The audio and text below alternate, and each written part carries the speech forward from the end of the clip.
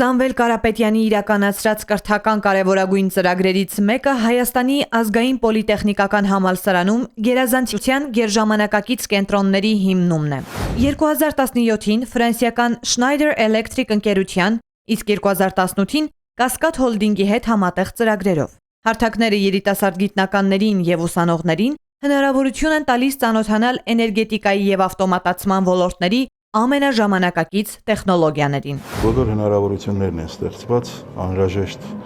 գրեթե միջազգային չափանիշներին հարիվ։ Այս կենտրոնները հագեցած են բարձր եւ միջին լարման էլեկտրականության բաշխման լաբորատորիայով, որոնք համալրված են ժամանակակից ավտոմատացման սարքերով, 1000-ից մինչև $35,000 արժողությամբ։ Տաշիր խմբի կողմից պոլիտեխնիկական համալսարանի երկրորդ մասնաշենքում երկու հարկում հսկայածավալ աշխատանքներ են իրականացնել լսարանային եւ լաբորատոր ֆոնդերի լրիվ վերազինման համար։ Ենթակառուցվածքները հնարավորություն են տալիս ուսանողներին ամբողջ ուսումնառության ընթացքում բակալավրիատից մինչև մագիստրատուրա աշխատել նույն համակարգերի վրա, որոնք մոտ ապագայում կիրառվելու են Հայաստանի էլեկտրաէներգետիկ ոլորտում։ Սա կրթության եւ իրական արտադրության միջև ստեղծում է անմիջական կապ։ Եթե ես ուսանող ժամանակ հնարավորություն ունենայի ամսական $500 աշխատավարձ թոշակ ստանայի, ես բացարձակ գերազանցիկ կսովորեի եւ հետագայում էլ եթե ինձ պայման դրվեր, որ ավարտելուց հետո կարող ես գաս Հայաստանի էլեկտրական ցանցերում աշխատել, դա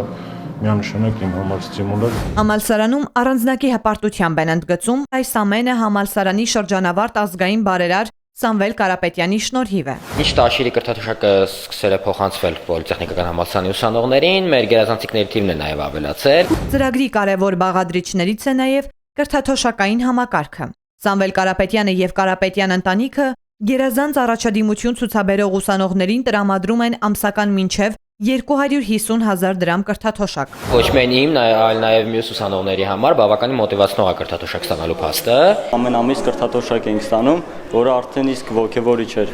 ու պարտավորեցնում էր, որպեսզի մենք ավելի ձգտենք, ավելի լավ սովորենք։ Այսպիսով ձևավորվում են նոր սերնդի մասնագետների համայնք, որոնցից շատերն արդեն աշխատում են Հայաստանի էներգետիկ համակարգում, իրենց ներդրումն ունենալով երկրի էներգետիկ անվտանգության ապահովման գործում։